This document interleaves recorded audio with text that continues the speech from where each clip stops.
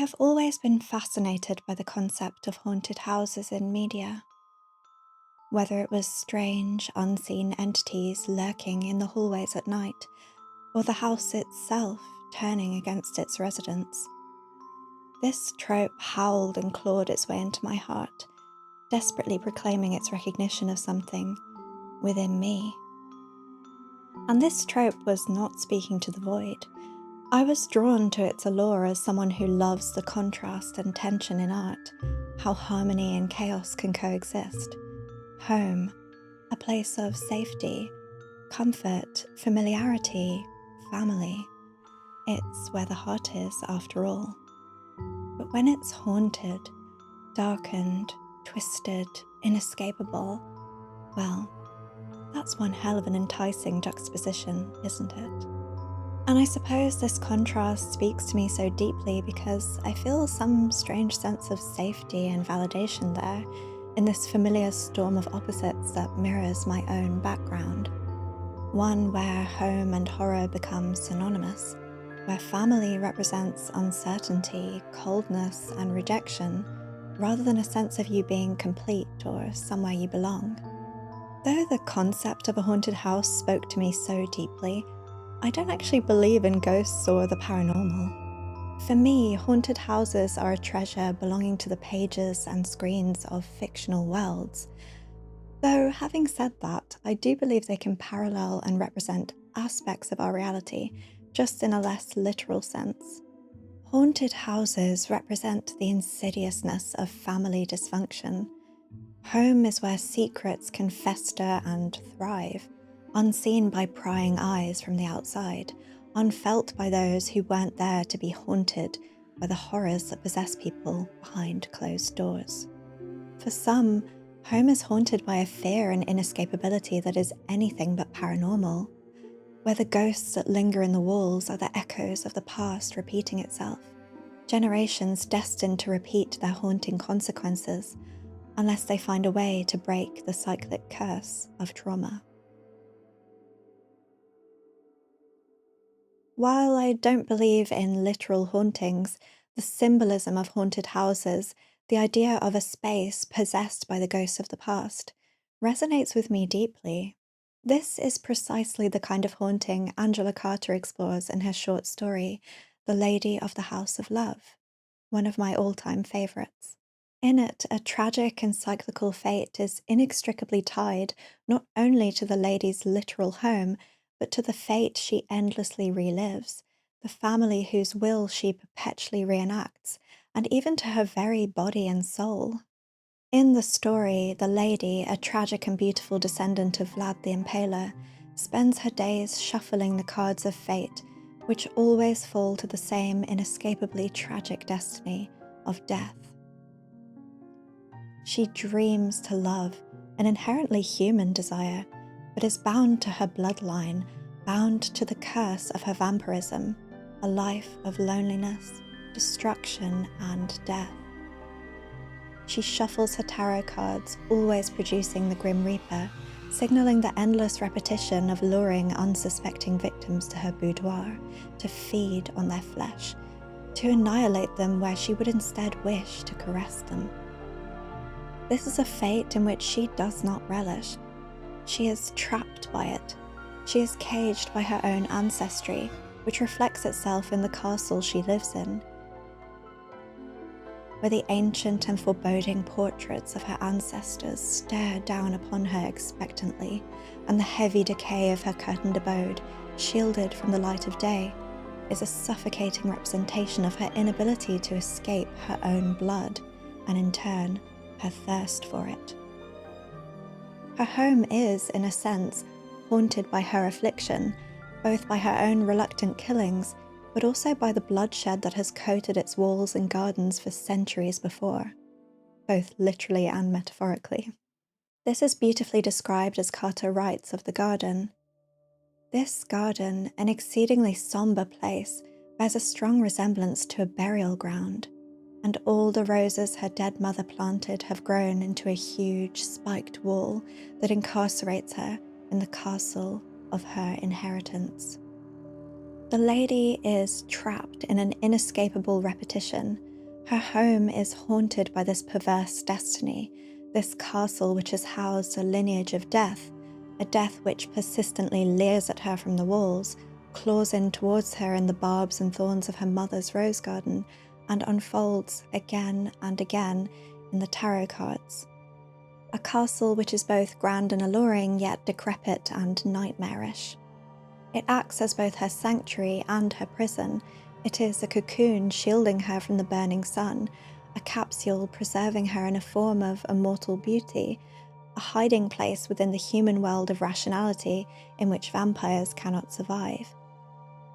It is where she might prevail and live on despite the coming of a new age, an age without the fears of old. It shelters her from death, yet it traps her in a fate that may be worse. There is a line describing the lady which burrowed its way into my heart the moment I read it and simply refused to leave in the 16 years since. When I first read it, I was struck by its symbolism in a way that I couldn't fully process at the time. I was still living in the hauntings of my own family home, not yet fully emerged from the womb of my childhood bedroom. Still, something in me stirred in recognition. She herself is a haunted house. She does not possess herself. Her ancestors sometimes come and peer out of the windows of her eyes, and that is very frightening. This line underscores the tragedy of living out the consequences of those who came before you, of moving around in the piercing gaze of a family who would bite where you wished they might caress. The tragedy of not wanting to be bound to the paths of those who share your blood, but being trapped within the house they built around you, and the ways they fundamentally change you with their behaviors. It draws my mind to the coping mechanisms people might take on in response to turbulent family homes, the ways they might hurt themselves or others as a result of this cruel fate they had no choice but to partake in. Of all the things I have been through in life, I've always found the most terrifying to be the fact that the blood in my veins pulses with my family's history.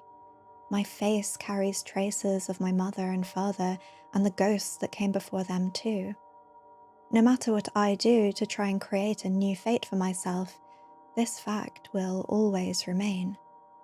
How does a person escape a cyclical fate? Are the veins in my body just the winding hallways of a haunted house, destined to repeat forever? Or can a person carve their way out of such a terrifying cycle?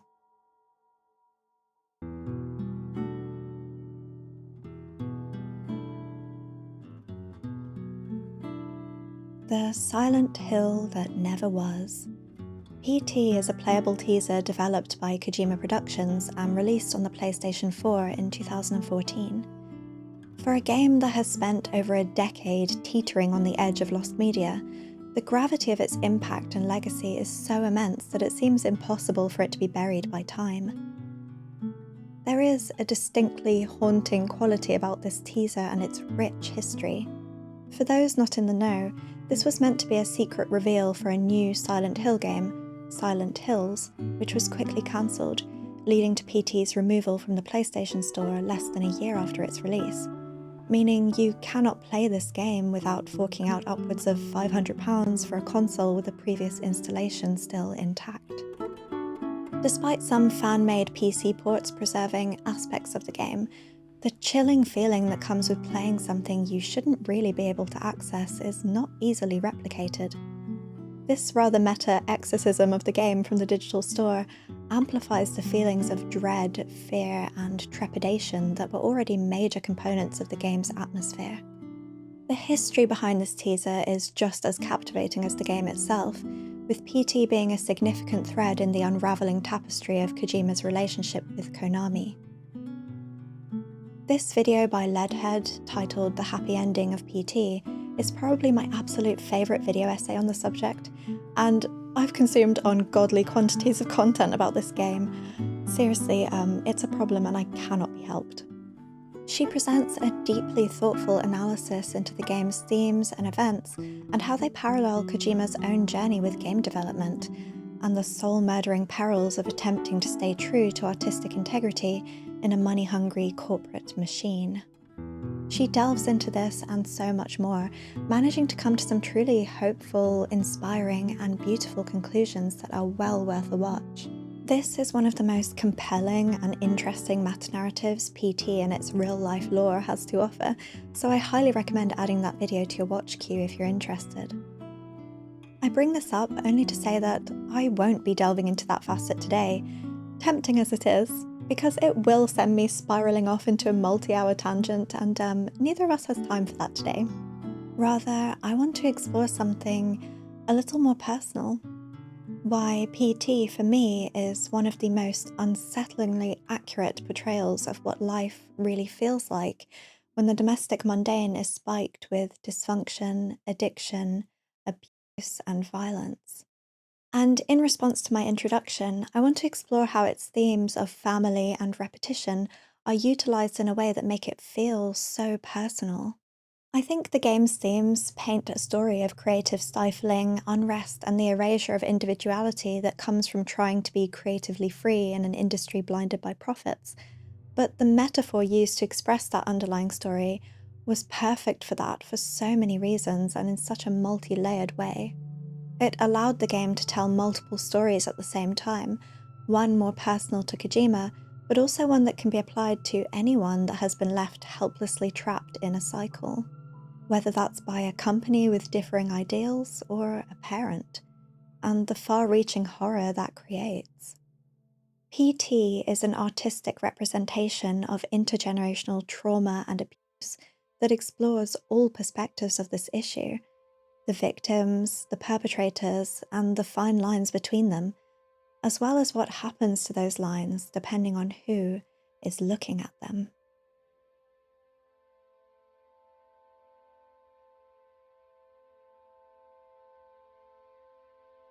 Watch out, the gap in the door. It's a separate reality. The only me is me. Are you sure the only you is you? The protagonist wakes in a cold, cell-like room. The barren concrete is stark and lifeless, save for an oddly homely wooden door. In his periphery, a pair of mating cockroaches slowly scuttle into view, marking the first sign of life and death intertwined. Cockroaches play a significant role in PT, being creatures commonly associated with filth, destitution, and decay. Personally, they always pull my mind to thoughts of death. In art and media, they often serve to represent a sort of infestation of darkness and horror that crawls within society itself, out of sight in the home. This pairing of decay with copulation creates an unsettling contrast. A rather overt display of these opposing elements of human nature is the very first thing we see upon waking up. This fleeting moment is easy to dismiss as nothing more than an added detail to heighten discomfort, but I think this is anything but accidental. From the very first scene, the game presents us with its deepest, most disturbing themes, hiding them in plain sight. They quite literally crawl under the main character's nose. Cockroaches act as harbingers of impending horror here as well, as you don't see them without soon seeing, hearing, or even feeling the game's central antagonist, Lisa. I use the term antagonist very loosely here, as true to Silent Hill tradition, Lisa is much more complex than just a scary monster to be vanquished. She is, above all, a victim, now reduced to a horrifying stain of her former self, left behind in the form of a vengeful spirit. Her effect on the protagonist and on us as players feels like nothing more than collateral damage as we descend deeper into her story.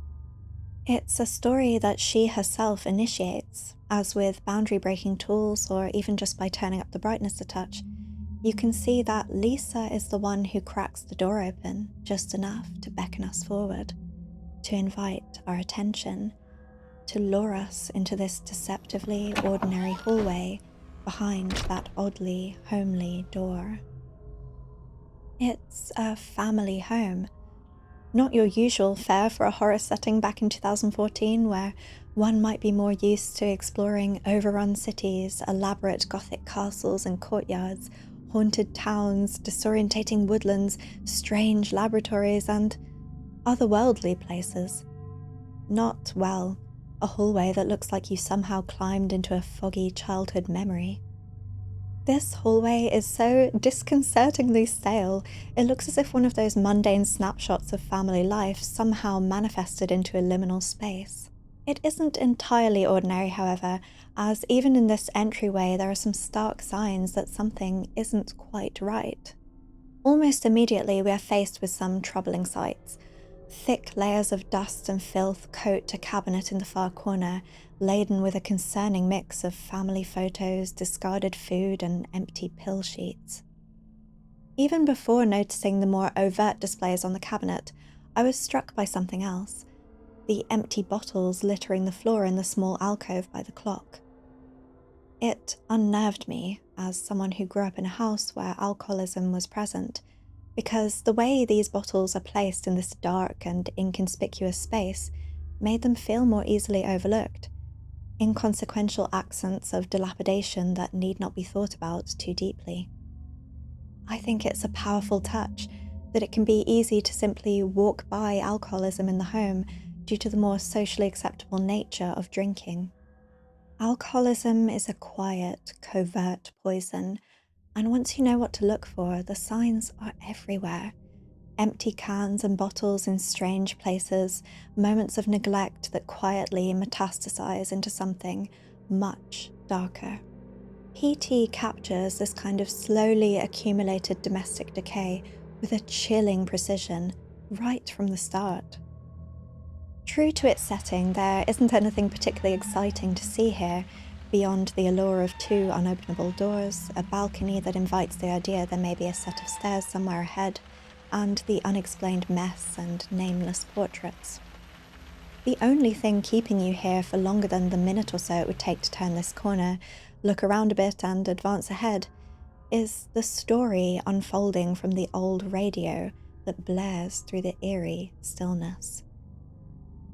As the congressional debate over gun control flares up yet again, we regret to report the murder of a wife and her 2 children by their husband and father. The father purchased the rifle used in the crime at his local gun store 2 days earlier.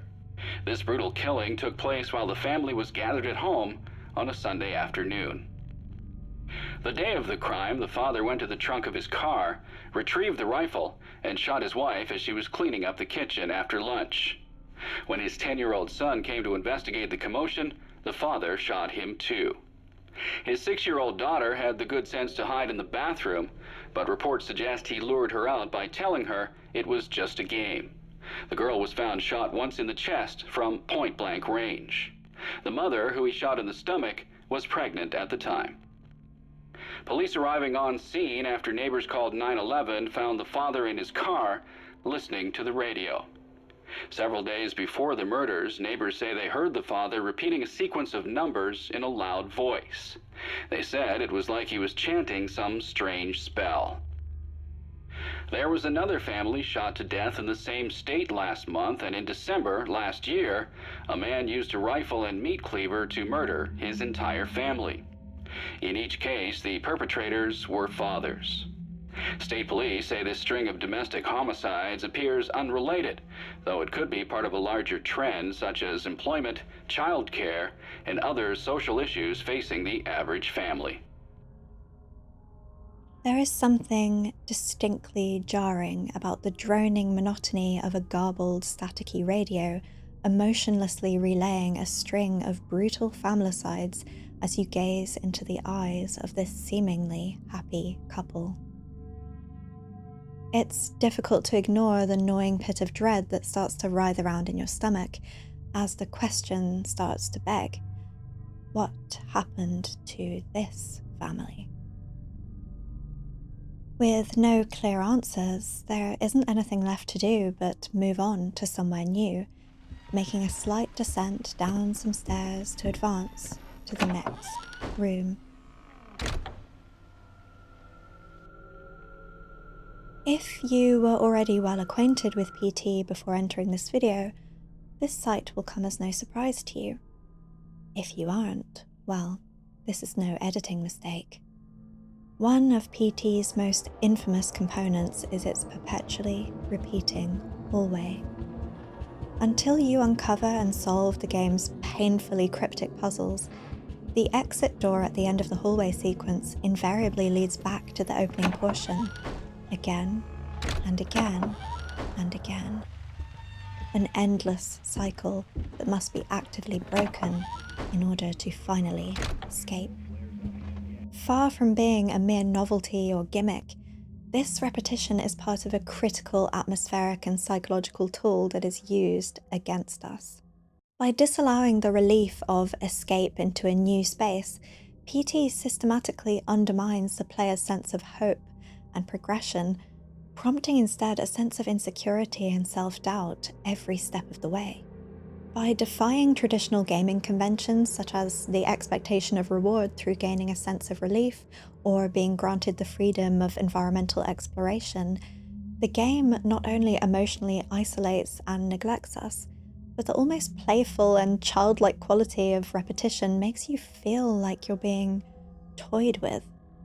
I also feel that the short descent downstairs at the end subtly adds to a growing sense of spiraling deeper and deeper downwards into something endlessly dark and miserable. The inevitability of the first half of the hall, the dread and disorientation of not knowing what will await around the corner into the second, followed by that descent back to the start, over and over, is almost maddening. PT condemns its players to helplessness in a way that mirrors the experience of a child trying to navigate a dysfunctional family home to a shockingly accurate degree. Being born into a turbulent household is like being swept out into a thrashing wild ocean before you've learned how to paddle.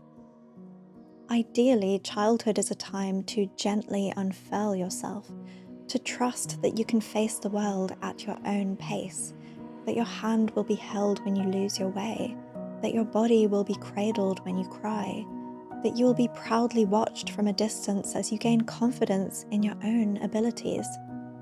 To experience the pains of stumbling and getting to try again without the sense that your every move could cause the world to crumble into irreparable pieces around you.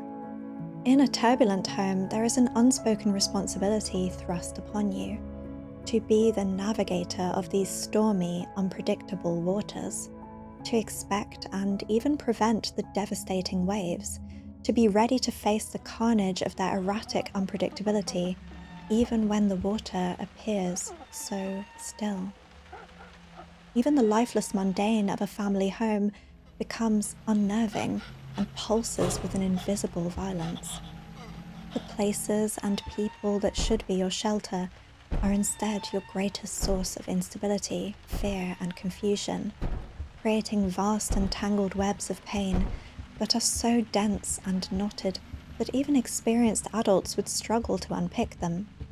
And yet, the task of survival is left to a small, helpless, unarmed child, left alone, expected to not only survive, but to make sense of what others may not even see or understand. The game commits to this to the fullest extent by refusing to conform to any typical mechanics of assistance or guidance one might expect, especially when thrust into a scenario that is already not intuitive. Without a user interface of any kind, there is a complete disconnect in communication between the player and the machine. Usually when playing a game, there is a constant subconscious reminder that we are being presented a story or experience facilitated by the console and code. Human beings program these things, and in a sense they are speaking to us directly when they put meticulous time and thought into ways they might help us understand their creation. Ideally, they make sure to place prompts and hints in non-intrusive ways, allowing the player to both learn how to adapt to this new world, whilst also having their intellect and familiarity with more standard gaming conventions credited where necessary. The developers must master the fine balance between teaching and giving the player the space to learn from their mistakes and failures. not too dissimilar from a parent trying to help their child navigate and assimilate to new experiences. However, in PT, this comfort is entirely stripped away, with no health bar, stamina, inventory, quest list, prompting, or hints. You are truly, unequivocally alone in this world. And my God, do you feel it? When the loop alters in some way, like here where the exit doorway closes, you're left pacing back and forth through this claustrophobic space like a tortured animal not understanding how to leave its cage. When home is a place of unpredictability and chaos, the smallest changes can elicit responses of extreme terror and anxiety. The actions that must be taken to alter the loop are often so convoluted and abstruse that to this day, after 11 years of painstaking investigation and discussion, people still cannot unanimously agree on the intended steps required to complete the game. This, to me, just so perfectly mirrors the experience of every person who has had to endure a childhood of cyclical mistreatment and neglect. Every child is different, and every family is different, just as different players have different experiences of the game and how to navigate it. What works for one person may not for another, and where escape may end up being almost accidental for someone, may be a more drawn-out exercise of futility and immense frustration for someone else. It's in these seemingly trivial horrors, the breeding cockroaches, the cell-like room with its mysteriously unlocking door, the droning monotony of a garbled, staticky radio relaying something awful, the subtle descent further and further into this routine cycling of the same hallway, the lack of most typical game mechanics to guide the player in any way, that PT begins to torment us with its most pervasive horror. The oppressive emptiness and stagnant chaos of a home gone terribly wrong. You see, unlike the typically action-orientated nature of popular horror media at the time, PT opts to torment you with neglect. Lisa does not relentlessly chase and attack you. In fact, there are no fighting or action sequences at all. It is possible to complete the game without being attacked, and if you are unfortunate enough to trigger this scene with Lisa, there is no fighting back.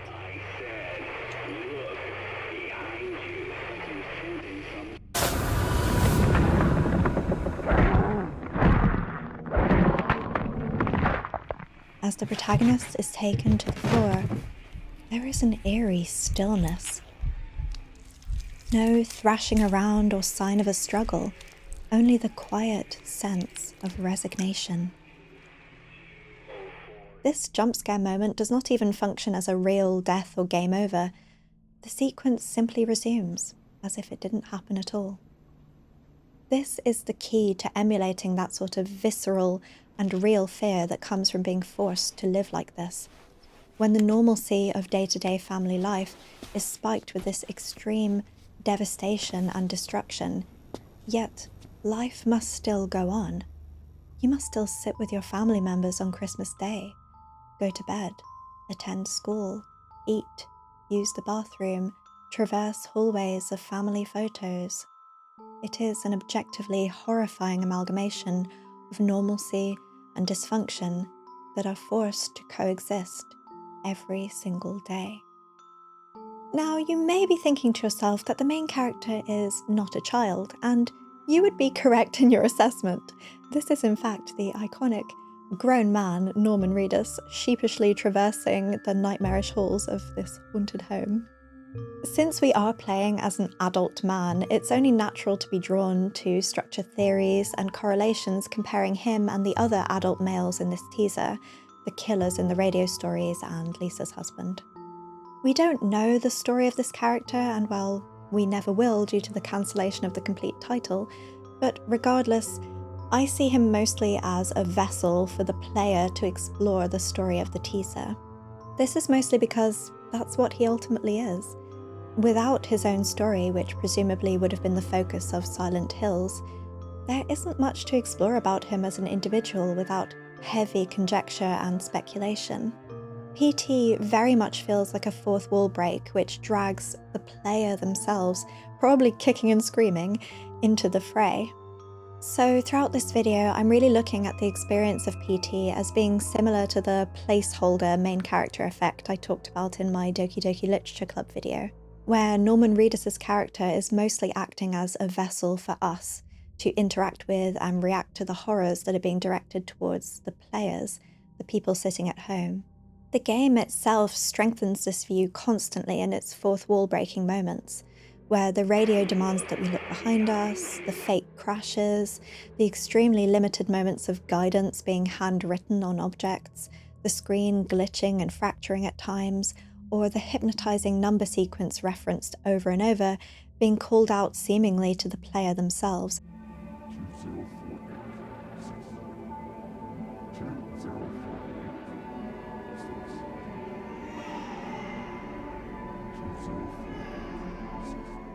Though our vessel is an adult man, in video game world usually entailing a sense of authority, capability, strength, and resilience, I feel there is another character that seems to reflect our sense of childlike helplessness and vulnerability much more accurately.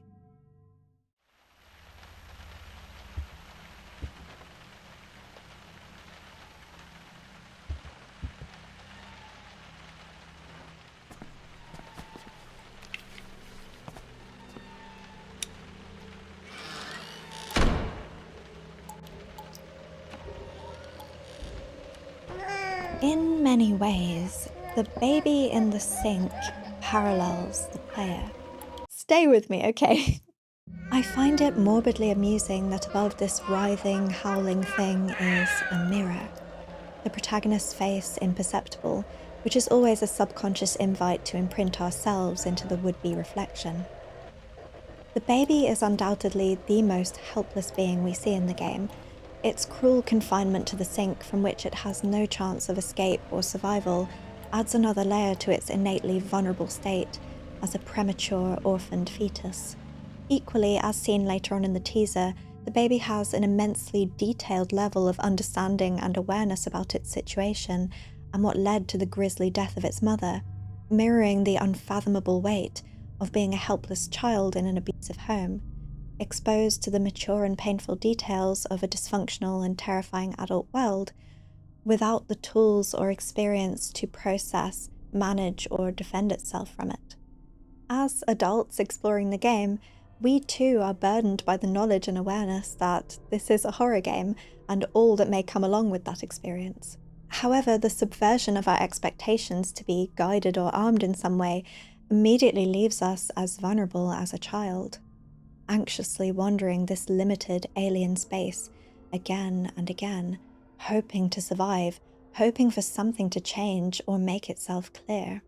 As we pace the hallway, desperately trying to glean some sense of direction and understanding of how this world works, it takes a lot of painstaking trial and error to try and figure out how to move forward.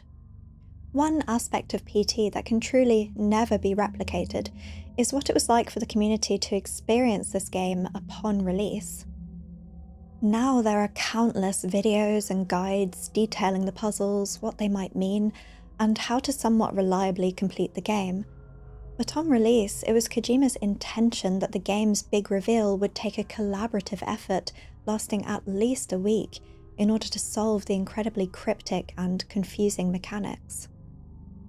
Amusingly, the first known person to solve the game, Soapy Warpig, did so on day one, and seemingly in part by accident, as her talking to her stream satisfied part of the requirement to trigger a successful ending. I really mean it when I say that people still do not have a universally accepted foolproof way to finish PT. It was ultimately a collaborative effort, though on a much smaller scale than Kojima likely imagined, instead being a journey shared between her and her 3 viewers. Oh my god! Oh my god! Hideo Kojima! What? On a side note, if you haven't seen her playthrough and reaction to the reveal of Silent Hills at the end, go and do so for some totally free serotonin and leave a kind and supportive message while you're there.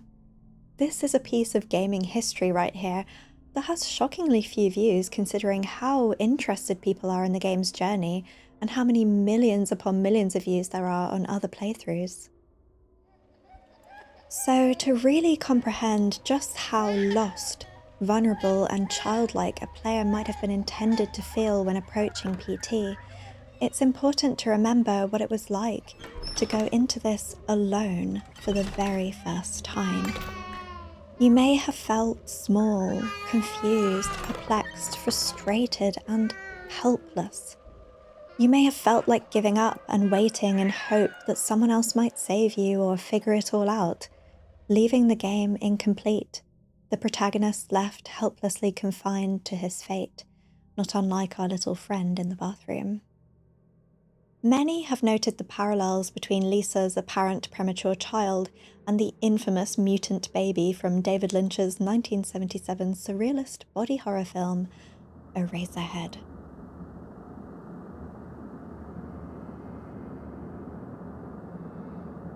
It's clear to see the inspiration here, as Lynch's story centers on a sort of family dysfunction from the perspective of a father, Henry, Hello, I'm Henry. consumed by self-doubt and anxiety, particularly towards the role of parenting. In his terror and slowly escalating insanity, all of his internal anguish, his own shortcomings, fears, uncertainties, and disgusts are projected onto the child, the Mother Mary and her family, making everything an embodiment of Henry's own emotional state and lack of control. This is no more apparent and severe than in the appearance of the baby. All of Henry's insecurities, rage, and dissatisfaction are rooted into an external being that he and the audience itself are invited to detest and fear.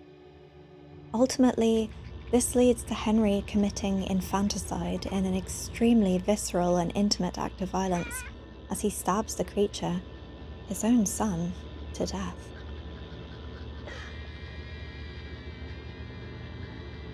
As with all of David Lynch's surreal, often abstract, and heavily symbolic work, what you take from it is left able to be entirely altered and perceived in a unique manner through the individual filters of the audience's interpretation.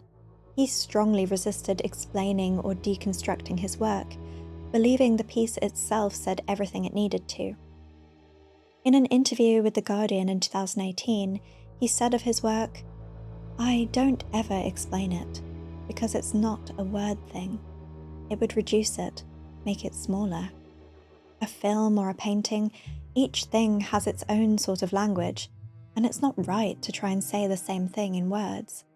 The words are not there. The language of film, cinema, is the language it was put into. And the English language, it's not going to translate. It's going to lose." Now, I consider myself a Lynch fan, however, before creating this video, I had actually never seen Eraserhead. Strangely, my subconscious avoidance of the film seems to have created a rather personal and intense experience for me during my research of PT. Suddenly, I was thrust into the clashing worlds of myself as a child growing up in a home marred by my father's alcoholism, and of my father himself, someone who always told me that Eraserhead is one of his favourite films, and who seemed to identify specifically with Henry. The meaning of this identification being a total enigma to me, of course, until I sat down and watched it during my exploration of PT and how I identify with it. As I watched Henry plunge the scissors into his child, I couldn't help but feel the wounds of my own past ignite. I realized that my interpretation of this cyclical world and my identification with the helpless fetus was a direct result of my own experiences. In both Eraserhead and PT, we are invited most explicitly into the world of the perpetrator and the horrors of life that may have pushed them to commit the inhuman acts that they do. Henry and we, the audience, are relentlessly flooded with a cacophony of unnatural sounds interspersed with the baby's cooing and whimpering for the entirety of the film, something PT borrows with the radio static, Lisa's groaning, and the baby crying. This audial torture is a large part of what makes everything feel so immersive, maddening, and hard to escape. It's like implanting the horror inside our skulls so that closing your eyes is not enough to get away. Henry is evidently entirely unprepared for fatherhood and family life, as evidenced by his nightmarish perception of Mary's family mundane. PT mirrors this in its very structure, the repeating hallway that is both normal and disturbed, the boring sameness of the everyday spiked with extremes of disgust, horror, and violence.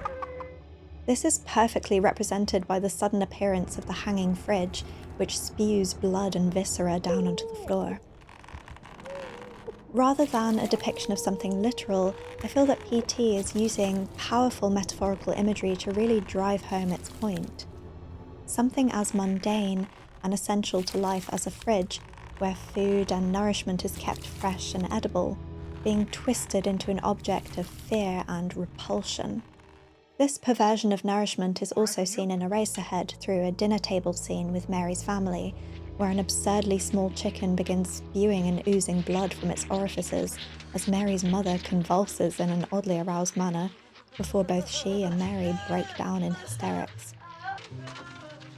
Both scenes are ways that Eraserhead and PT communicate to the audience the horror of the mundane for these men, how unnatural and freakish normality has become. It tempts the audience to understand by filtering our experience through these warped and nightmarish worlds, which seem to be, at least in part, metaphorical expressions of these characters' inner turmoils and struggles. In PT, the fetus itself prompts the player to question if there may have been an act of infidelity between Lisa and her manager that was the final straw that sent her husband spiraling into a murderous rage, one that left him questioning if the child she was carrying was even his own. This invitation to identify with the emotions behind a horrific act or set of actions is one that the Silent Hill series is certainly no stranger to, but where does this leave the voiceless victims of their unrestrained violence? When the audience itself is invited to partake in the fears and humanity within what would ordinarily be the villains of a story, what do we do with the shattered fragments of destruction left in their wake?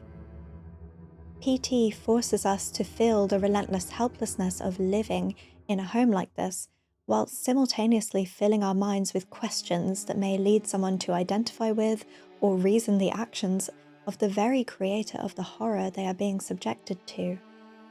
This is another extremely disturbing correlation to the real-world experience of victims, where it is exceedingly common to protect, explain away, and forgive the unforgivable. It's all part of the cycle. The fetus in the sink and Lisa's bone-chilling character design both evoke feelings of repulsion and disgust, much the same as the mutant baby in Eraserhead, to the extent that it can be difficult to move past our own feelings of fear to take a moment to comprehend what this sight actually means. Taking a moment to identify with this creature and understand how it may mirror us can allow for a very different experience, one imbued with a deep sense of sadness and distress. I think that subconsciously anyone who has either played or experienced this game through videos and found themselves profoundly affected in some way has registered this parallel somewhere inside. This parallel to reality, that domestic horrors like this exist in our world, that haunted houses are real, and their spectres are humans of flesh and blood. While the parallels between the player and the baby are compelling, there is certainly a powerful distinction to be made as well. The baby, with its weak, raw body, can only flail in stagnant agony in its sink purgatory. The player, on the other hand, is afforded some agency to escape their fate, albeit minimal. Similarly to the baby's confinement to the bathroom sink, we are unable to escape our hallway prison until we break the cycle. In its state, the baby is physically unable to take the steps required to leave this nightmarish space, just as a real-life child does not have the resources or ability to remove themselves from a turbulent home life alone, leaving their fates hanging in the decisions of the adults around them. In PT, we are placed into the emotional experience of a child in a house of horrors, with the adult mind and resources to enact the tedious steps required to free ourselves from it all. The collaborative nature of its solving also serves as a rather beautiful metaphor itself, honouring the reality that such complex and deeply rooted trauma cannot be overcome alone and requires a great deal of support, understanding, and community to effectively survive. I think this is where I started to view PT as being this strangely cathartic ritual for me, an adult survivor of childhood trauma, navigating the destructive pathways of my own mind, still haunted by the memories and fragments of despair of my past long gone. I'm no stranger to the understanding that physically leaving your family home is far from the final step in the path to reclaiming yourself, and the trauma that is born from such a prolonged, formative experience follows you through your adult life. Much like the haunting discovery made by Lance MacDonald that Lisa herself lurks behind you for a large portion of the game, unable to be seen. But you feel her. You hear her distinctive heel clanking along behind you with every step, her shadow looming over you, making her presence known in the light we desperately cling to, hopeful to find a way through this relentless descent into madness. It's an uncomfortable dissection of inherited trauma, and Lisa's ghost acts as both a reminder and a warning of what it can take from you and what it might turn you into. Equally, in this experience, we are offered the unique opportunity to face these horrors from the safety of our own home and work towards finding a way to change the pattern of endlessly reliving or even recreating the poisonous decay of the past.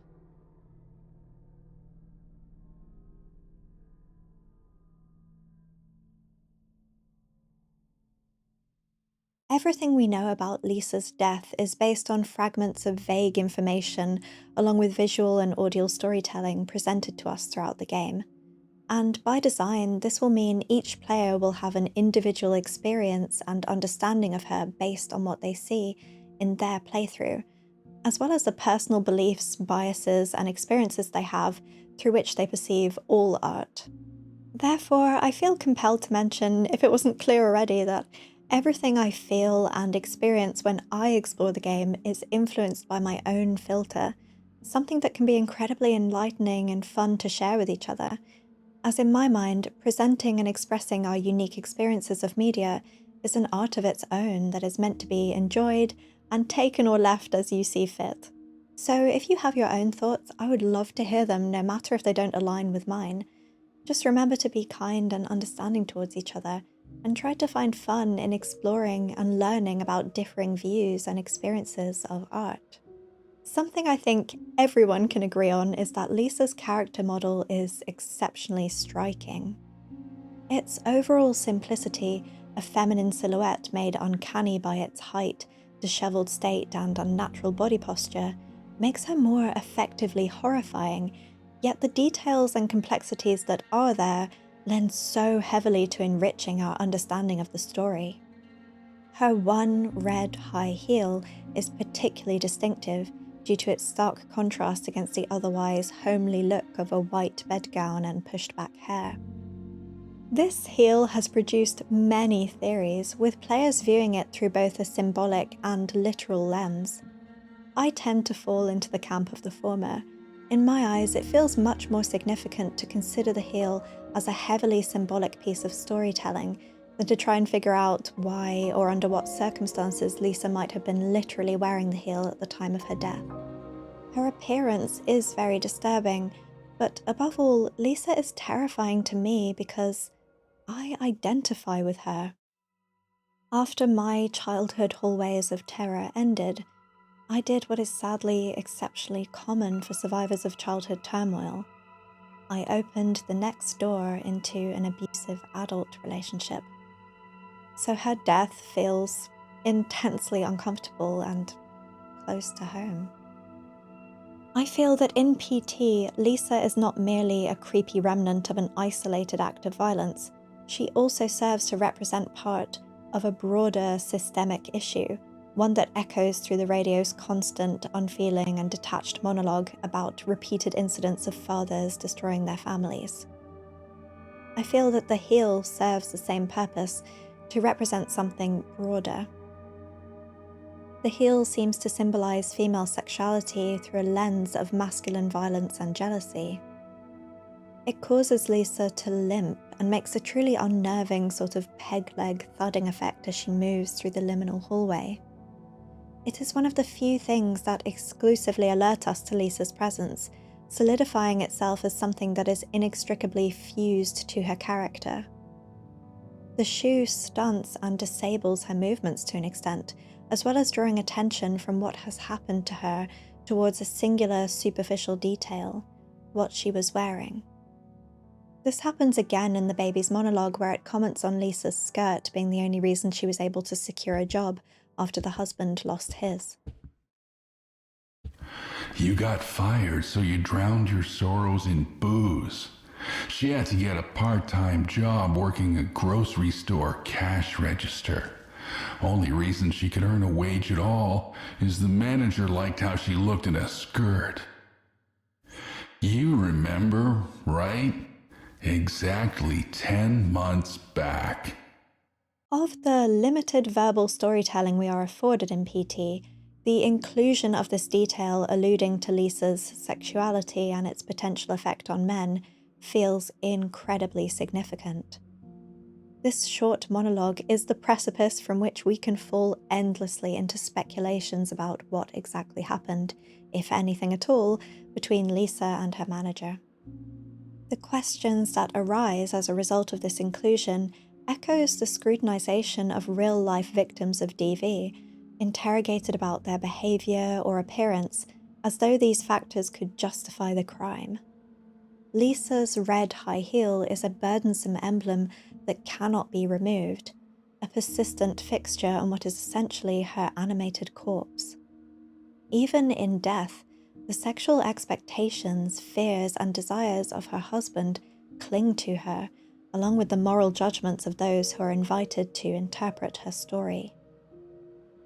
Whether or not she willingly engaged in an affair with her manager and whether or not the baby was his is left ambiguous, mirroring how real-life victims are immortalized in silent images, no voice with which to tell their own story, because, well, they're dead. The red shoe feels so strange and out of place because it is. And no matter the truth behind this family's story, something we will never fully know, Lisa is permanently marked by it. I have seen people come to an unwavering conclusion that Lisa cheated on her husband and fell pregnant, postulating that this was the catalyst for his decision to kill. The baby's monologue and perversions of sexual imagery, such as the mating cockroaches, are often offered as evidence for this. However, if we take all of the limited knowledge we have and apply it to the baby's monologue, I feel as though this is the least likely conclusion. The voice emanating from the baby is the same as the one on the radio, one that has proven itself to be deceitful, fear-mongering, and seems to have some unexplained vested interest in goading its listeners to kill. It purposefully feeds into the listener's insecurities and fears without evidence for its claims, and its insistence that we do not change the channel is reminiscent of cult-like behaviors of isolating a person into a singular worldview or set of beliefs, cutting them off from outside perspectives and drowning them in an incessant echo chamber. This sort of brainwashing and narrowing of a person's worldview can absolutely limit their access to nuanced thinking and empathy, contributing to feelings of justification and righteousness even when carrying out objectively immoral acts. Killers who attempt to justify their actions through blaming the victims or their circumstances are ultimately omitting a vital truth. Unless your own life is in immediate danger, someone's actions, no matter how upsetting, do not grant you special permission to take their life. The writing on the wall, the radio broadcast, and the allusions to the husband's alcoholism and declining mental state feel much more significant in what contributed to his behavior. The way the baby says, "You remember, right, exactly 10 months back," feels intentionally provoking. The voice seems to want the husband to draw conclusions from his pre-existing fear, paranoia, jealousy, and feelings of inadequacy.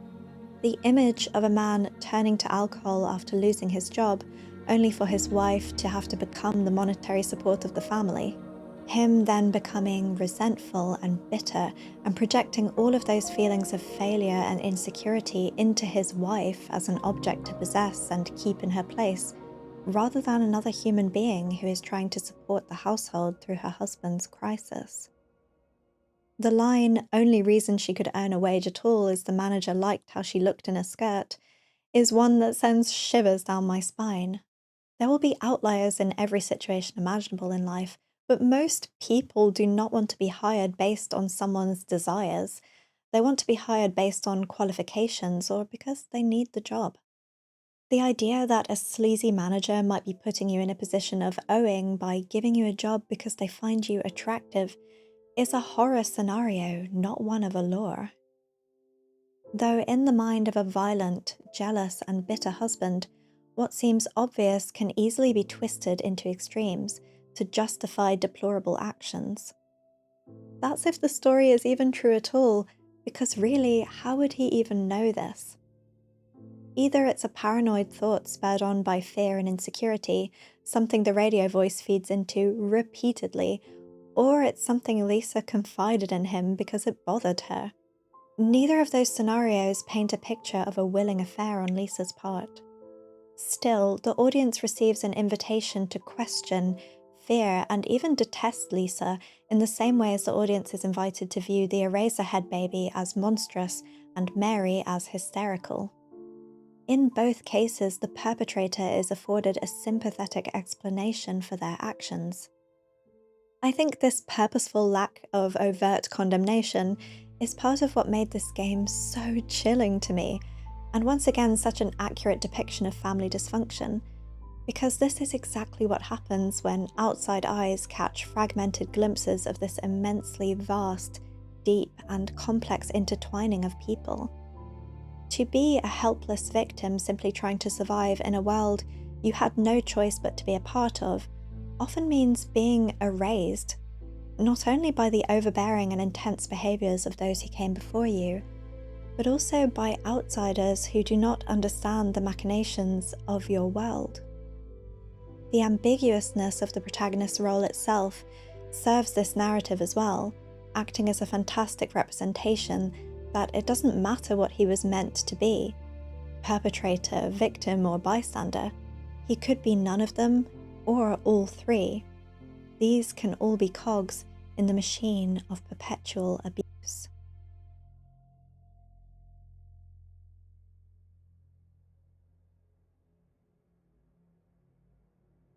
Something else the game makes abundantly clear is the warped and dark headspace that the husband was in leading up to and at the time of the murder.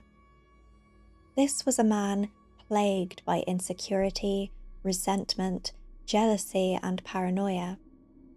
PT invites us to postulate whether these fathers were being brainwashed by the persistent and fear-mongering voice on the radio, compelling them to commit these horrifying acts against their families by tormenting their minds with doubt and feeding into their existing fears of responsibility. Driven to breaking point by the stereotypical patriarchal expectations of what it means to be the man of the house in a society that does not properly support anyone in fulfilling those restrictive roles. The voice coming from the radio and Fetus almost feels like an inner monologue at times, a taunting voice ricocheting around the inside of a tortured mind, willing it to perpetuate the cycle of violence and destruction. First, it normalizes such abhorrent actions by emotionlessly relaying all of the familicides. Then it plants seeds of doubt and paranoia about the world to isolate and embolden, before finally encouraging and triggering a repetition of these acts, which we hear in the lead up to Lisa's murder as we look through the peephole. As much as this voice goaded the husband to his actions, it is also exposing us to the same tactics. After all, we hear about the familicides right at the start of the game. We are encouraged to question and scrutinize Lisa, and we are invited to see both victims as the monsters of the game. By the time we enter the loop in which the voice starts hypnotically blaring out the notorious number sequence 204863, it already feels like the game has been communicating to us directly for a while now. The radio voice may be the most overt example of this, but the glitches, crash screens, and handwritten texts are also important to keep in mind. I feel that all of those voices or communications are linked and used explicitly to reach the player at home, involving them in the cycle. I think that most people who have been part of a cycle of generational trauma have their own inner monologue that formed as a direct result of their experiences.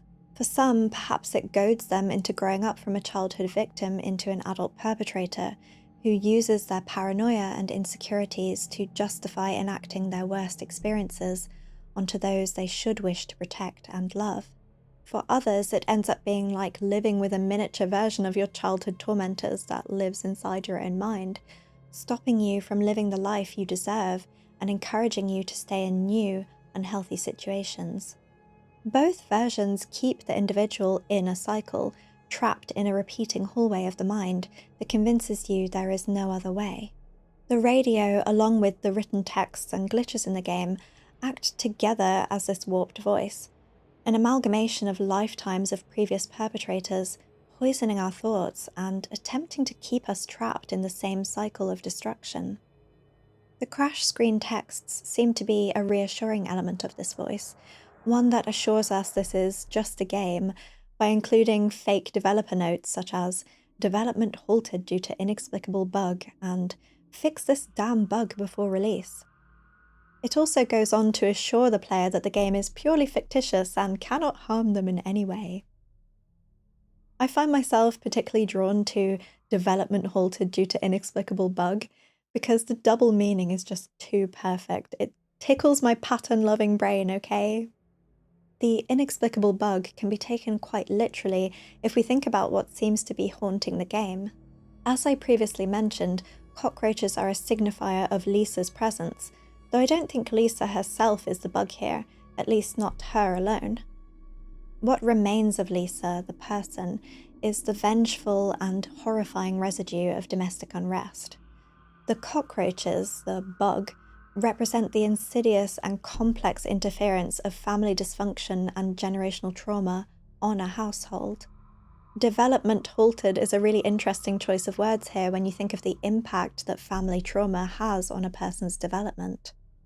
These strange reassurances that the game is nothing more than code and cannot harm the player also draw my mind to one of the radio stories, where the father lured out his daughter by telling her it was just a game. His 6-year-old daughter had the good sense to hide in the bathroom, but reports suggest he lured her out by telling her it was just a game. This is a moment where the monologue voice quite closely mirrors that of an actual perpetrator, strengthening their link in my mind. The handwritten text is another fourth wall breaking device that feels very linked to the other voices in the game. One of the most striking moments is where the words "gouge it out" appear scrawled on this image of Lisa and her husband, and require the player themselves to reenact part of Lisa's face onto the image by removing her eye, as the husband suddenly appears with a thumbs up in approval. This moment not only feeds further into the insidious undertone of normalizing and justifying abhorrent acts, but also forces the player to abide by the goading voice if they want to move forward, even if in a seemingly harmless way since it's only a photograph and not a person. The visceral sound of oozing and blood that come as a result of this, however, for me was a great representation of how bystanders can be invited to justify the actions of abusers, particularly if they are wrought against an imperfect victim. This kind of behaviour can lead us as a society to become complicit with family dysfunction. Being able to gouge it out also draws my mind to the phrase "an eye for an eye," feeding into the twisted idea that perhaps what was done to Lisa could ever be a justifiable response to the husband's suspicions about her. This grotesque moment of approval is reminiscent of how abusers reward compliance, and it's one way that their children can sometimes win their affections, to either be like them or be forgiving and understanding towards their most hurtful actions. Having to comply here so that we can move on, to survive the game, mirrors how real-life survivors often must behave in ways they otherwise wouldn't in order to endure their home dynamic. I personally like to call this the sphere of unreality, a bubble you are forced to live in which the outside rules of the world do not apply, and instead everything revolves around appealing to or avoiding the rulers of that bubble. This unreality is one reason why it is so desperately difficult to escape these kinds of situations, because often the victim does not see a way out, or no longer comprehends the possibility of operating outside the bubble and back in the real world without the all-consuming domination of their oppressors. P.T.'s looped hallway acts as a clear architectural metaphor for this bubble of unreality. Endless yet limiting, familiar yet wrong. There is no way out without following nonsensical rules or being exposed to emotional turmoil and confused messaging that leaves you feeling unsure if you're ever doing the right thing. And even when you figure something out, you're spat back out into the loop again with no more sense of direction or empowerment than before. The writing above the peephole is another example of this compliance-centered language, as it tells us there is no turning back now after witnessing the sound of Lisa's murder in the bathroom. This feels like both a threat and an acknowledgement that after experiencing these kind of horrors, there really is no going back psychologically. That doesn't have to have a terminal effect on someone's quality of life, but the consistent tone of this voice feels more mocking and nihilistic than sympathetic. Seeing this text after looking through the hole feels like being told you will never escape this bubble. You're part of this now, and you forever will be. It omits the quiet part, that you have a choice on what you do with what you have seen. Continue the cycle or break it. The other two times we see writing on the wall seem to be part of a small collection of outliers. They seem to be moments where the husband is tapping into another part of himself, showing some recognition of his devastating actions. I can hear them calling to me from hell and, "Forgive me, Lisa, there's a monster inside of me," can easily be looked at as remorseful or perhaps moments of lucidity in what was otherwise an act of monstrousness. I pair these writings with the voice from the brown paper bag, and we will get to all of those instances a little bit later. Before I talk about the radio voice itself, I want to briefly mention the visual glitches and more extreme hallway loops. The goading inner voice that we have established, the amalgamation of an individual's negative past experiences, doesn't only speak through audio or text. The moments that the game fractures like this, and where the environment shifts more radically, are absolutely modes of communication as well. The radio voice and writing are trying to feed a narrative to us, the player, just as they did to the murderous husband. That the world is a dark, twisted, vile place that cannot be trusted and cannot be saved. These visual fractures are not only about creating a sense of disorientation, they are there to erode our sense of trust in everything, what we see, what we do, and even what we feel. We are told that nothing is safe, and yet at the same time rely on guidance and compliance with a voice that consistently deceives us. We are put in a position where changes in a loop signify progress, turning these horrifying and tormenting moments into rewards. When the game crashes and breaks, we are reassured that there is nothing to worry about. It's just a game. Yet, as mentioned, the radio tells us that belief was exactly what led one of the familicide victims to her demise. These conflicting messages contribute massively to the feelings of isolation and insecurity that this game masterfully infects us with from the moment it begins. Though we are being inundated with all of these inputs and fragments of strong messages over and over, they are all pulling us in different directions, swarming our minds with uncertainty. Once again, I think this so perfectly captures what it feels like to live in a home with dysfunctional adults who aren't doing anything about their problems. Mixed and conflicting messages veering from trust to fear, feeling included, then scapegoated. This messaging does a freakishly good job at placing the player right in the middle of a reality that some people had no choice but to grow up in. Now to the actual radio voice. This voice really reveals its true nature over time, and it very much feels like the mask slips the further you descend into its world. The beginning of the game sees the voice having a more neutral tone, a little emotionally flat considering the awful deaths it's relaying, but that isn't too strange for a news broadcaster not to insert their own emotions into a story. However, as things progress, the voice takes on a much more commanding, authoritarian, cultish, and at times mocking tone. One of its major purposes is to sow a sense of paranoia and distrust in its listeners. The simple fact it tells us not to trust the tap water sends a bleak message that runs through everything. Water, something so fundamental, so essential to sustaining life, something we should be able to rely on, is now a source of fear. There is a section where the broadcast is in Swedish, and though I have long looked at the translation of this section, I thought it could be interesting to ask my Swedish partner, who has never played and has no interest in PT, to take a listen to it and see if he could give any insight into it, which actually added a lot to my understanding of this section. The whole vibe it gives me is kind of like, it almost sounds like something culty. It sounds old. It makes me think of, is this like a recording from the 70s where they're like kind of trying to make people join a cult or something? Yeah, it sounds almost like a sermon, like, listen to me, we're doing this and that, like, I don't know, with a hopeful music of like, you can be part of this with us. Like, sounds not possessed, but like people who are trying to possess other people with their words, I guess, in a sense. So it feels like something that you're like, I don't want to be part of this. Like you walked in through the wrong door in the city, and you're like, what are these guys talking about? Let's leave. Yeah. So you think it has a sort of like almost like a religious... Yeah, that's the vibe. It's just like the pacing of how they're speaking. It doesn't sound like how you would... It doesn't sound like one person talking to another person.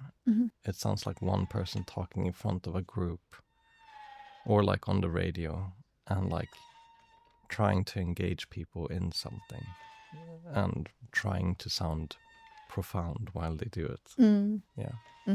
When you told me that it sounded almost like a sermon, like I didn't really think of that, because I guess when you don't hear it in your native language, you don't connect. So when you said that, it kind of made me think, yeah, like there is a very like religious and culty aspect to the Silent Hill games as well. And that really ties in with kind of the cult of family, which is obviously what I'm talking about in this video too. Yeah. So that was really helpful. So thank you. That's awesome. Thank you so much. And we can get back into the horror now. Let's finish this bloody game. Let's. Yeah.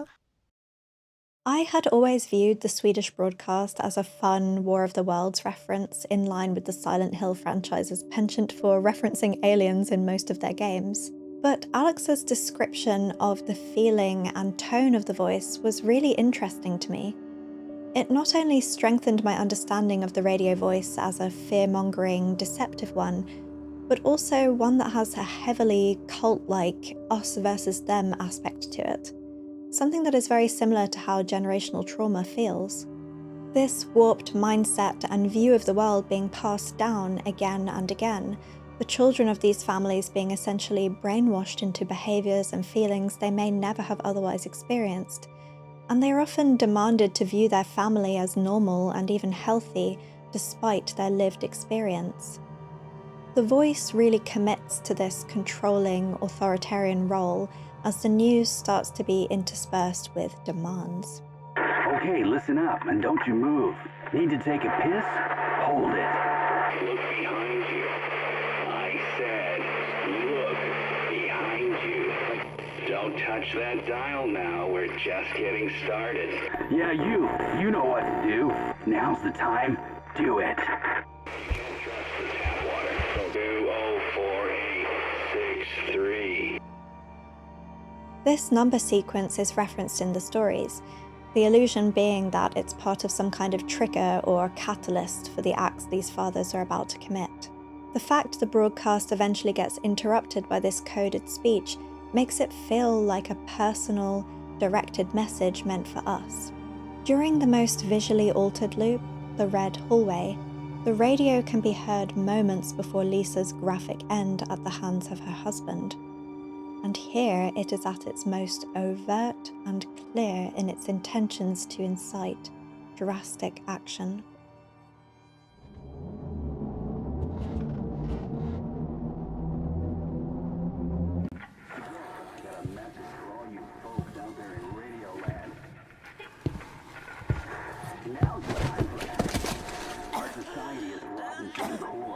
I'm talking while the fine, upstanding folks got their welfare cut, got their jobs pulled out from under us.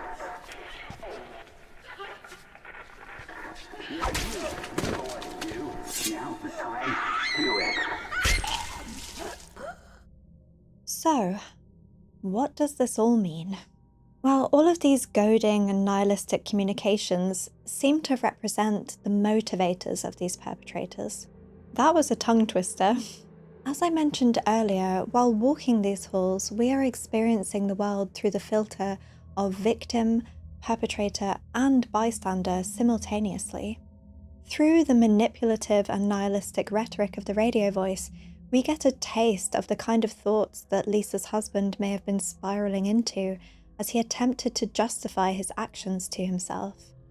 That the world is a dark, broken, unfair place in which not only can your nearest and dearest not be trusted, not even the water can. That society itself is rotten, and there is no crawling back from the losses that life throws at you without drastic and destructive action. Once again, there is a subtle invitation here to sympathize with this, especially when paired with the seemingly self-reflective writing I mentioned earlier. But the question for me when I see this sort of invitation in media depicting similar situations is less about why we are being presented with the opportunity to understand and sympathize, and more so, should we take it up?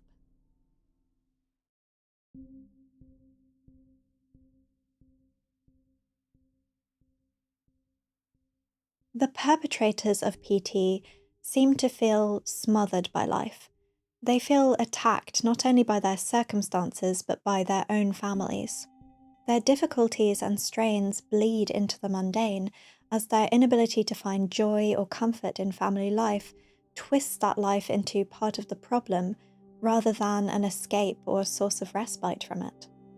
This culmination of life's discomforts and distresses seems to push them towards collapse, just as in Eraserhead when the world itself is cold and unwelcoming, constant whirring ambient sounds torment and bring a sense of inescapability, and Mary and the baby, through Henry's perception of the world, become detestable and even horrifying sources of distress and anxiety, until eventually he does the unthinkable. In one of the radio broadcasts, the speaker mentions that the father used a garden hose to end his reign of terror, but behind the words garden hose, a muffled voice can be heard saying umbilical cord instead. After killing his family, the father hung himself with a garden hose they had in the garage. After killing his family, the father hung himself with an umbilical cord they had in the garage. It isn't a stretch to think that this is once again more symbolic than anything else. A man feeling strangled by the responsibilities of family life, quite disturbingly represented as a strangling umbilical cord, the original source of life and nourishment, of hope and growth, of the beginning of family, acting as an instrument of death instead. It draws my mind to the recurring scenes of sperm-like creatures being crushed and destroyed in Eraserhead, intertwined with Henry's ability, or lack thereof, to connect with and understand the women in his life. Henry is both drawn to women and sexuality, but horrified and threatened by what could possibly be produced by engaging in family life beyond copulation. He finds his own sexuality nightmarish and abnormal, these seeds needing to be met with drastic response. He views Mary's established family dynamic as deeply uncomfortable and unnatural, and the women impossible to decipher. Mary becomes a walking emotional outburst in his eyes, clearly deeply struggling with motherhood, but with no scenes of connection or exploration of their respective difficulties seeming possible at all. This renders Mary practically absent for a large portion of the film and invites the audience to view her as hysterical or crazy, while Henry's incredibly subdued displays of anxiety may be taken as more rational and level-headed, despite the fact he ultimately commits murder at the end of the film. PT mirrors this again with Lisa and her groaning, crying, and the horror of her design causing us distress and fear, while the typically level and measured voice of the radio and fetus try to rationalize and elicit sympathy for the father's actions. It is also very interesting to note that our very first look at Mary is of a headless photograph of her, torn, it would seem rather purposefully, at the neck. Parallel of Lisa's shredded and strewn photograph in PT is hard to ignore, as these silent images of women left presented to us in part through the eyes of their partners is striking. In both PT and Eraserhead, the male protagonists project their own anxieties onto the women and children around them, turning family life into a surreal horror that they perceive as both alien and antagonistic. This sort of story isn't new, and it's a dynamic setup in media that creates a lot of conflicting emotions for audiences and readers alike.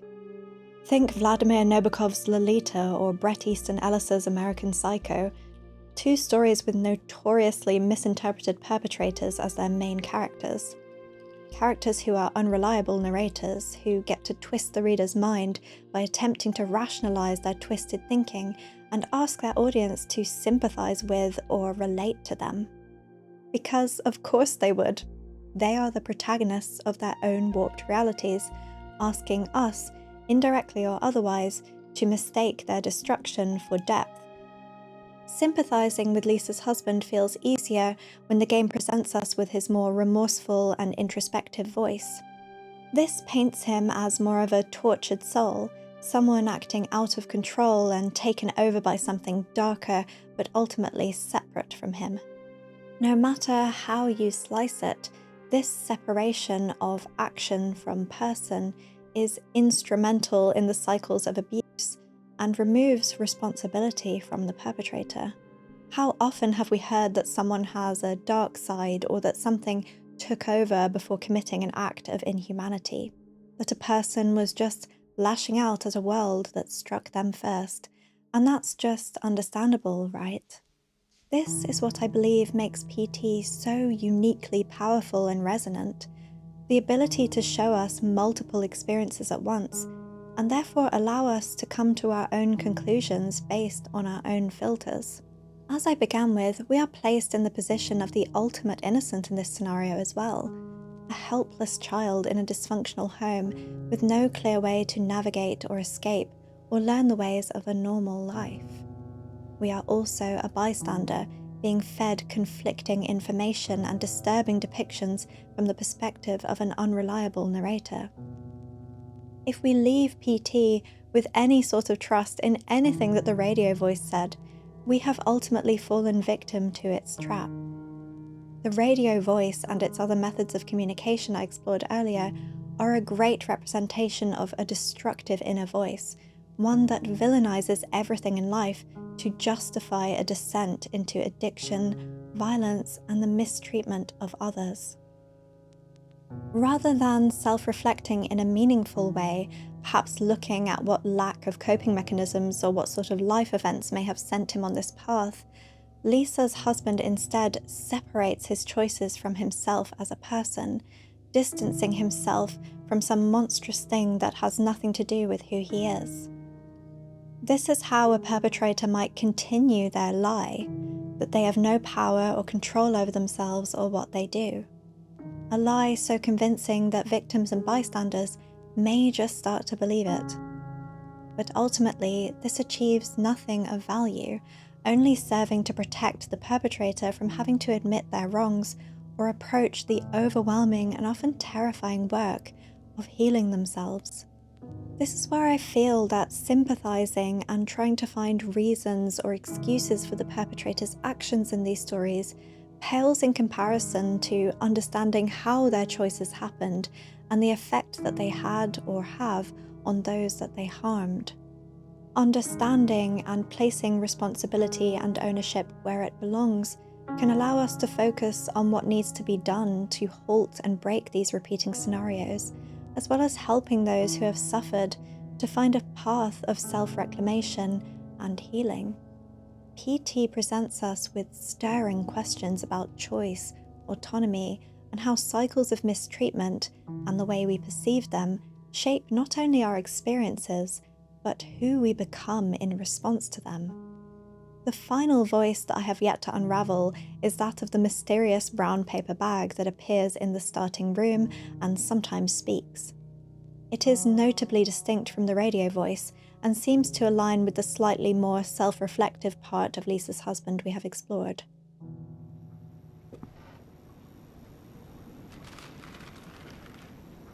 I walked. I could do nothing but walk.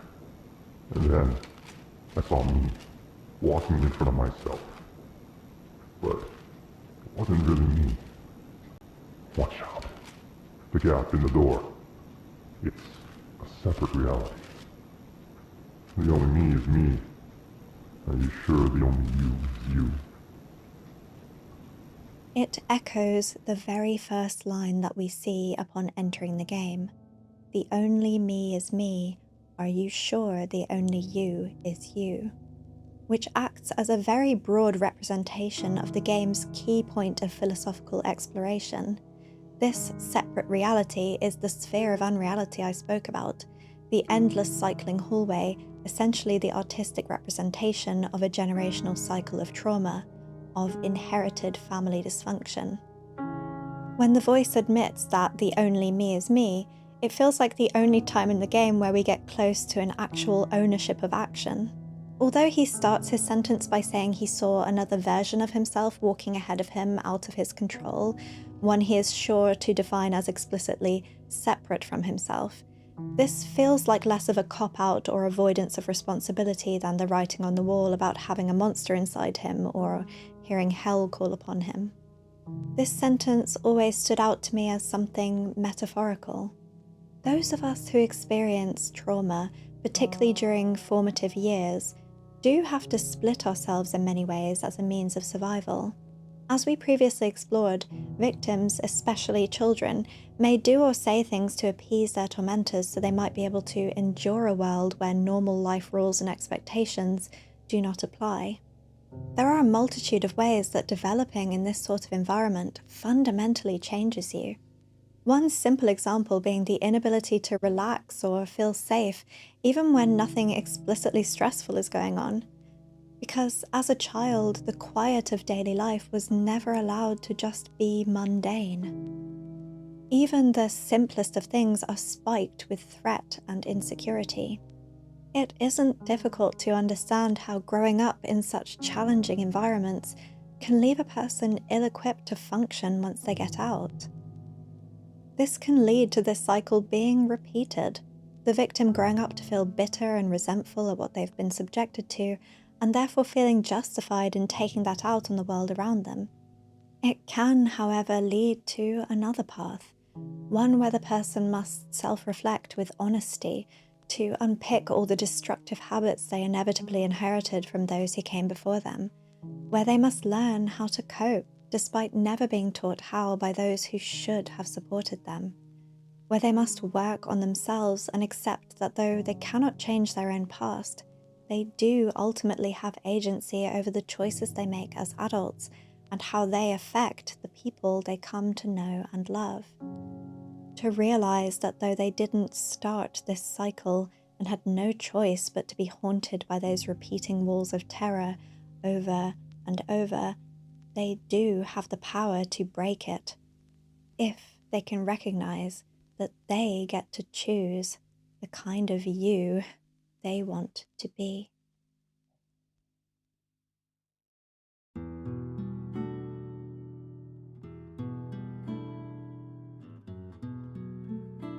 PT will forever be a chilling artistic representation of something I wish I had no familiarity with.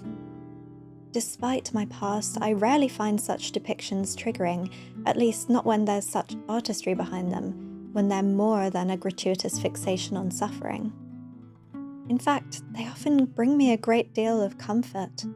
When something this dark is given such care and creativity, both in its creation and how audiences cling to it, theorize about it, and continue to keep it alive, it feels like a kind of recognition.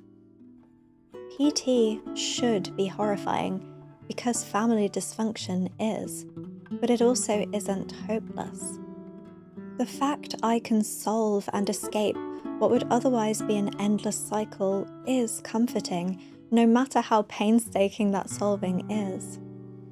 The ambiguity of PT, the lack of any final explanation or clean narrative closure, might be torturous for some, but for me it always added to the experience. In a very Lynchian way, the game allows for something uniquely personal. There is no true meaning to override your own, and there's something freeing in that. To realize we have the agency to decide what we take from something. The legacy of PT is a testament to how deeply people care about understanding, even when it frustrates them, even when it means arriving at vastly different conclusions. People care and even love dark and misunderstood things. They may even find happiness there.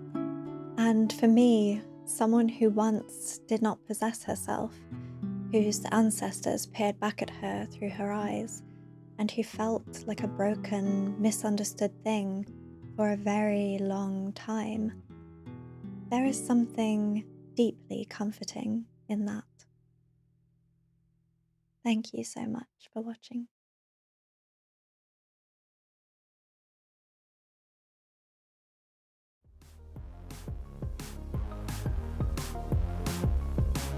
It's unnerving, disturbing, and the perfect way to way too, and that being true to yourself, no matter the thoughts, opinions, or controlling influences of others, ultimately will lead to nothing because I can't read. Could you Okay. talk normally? Hello? No, like talk normally, like a okay. normal person. No, I can't. I physically can't. And Hideo, or Kojima, should I say? We're not on a first name basis. Kojima, I wish. That's good enough, right? We get the idea. It says hell. Can we move on, please? I don't want to be here anymore.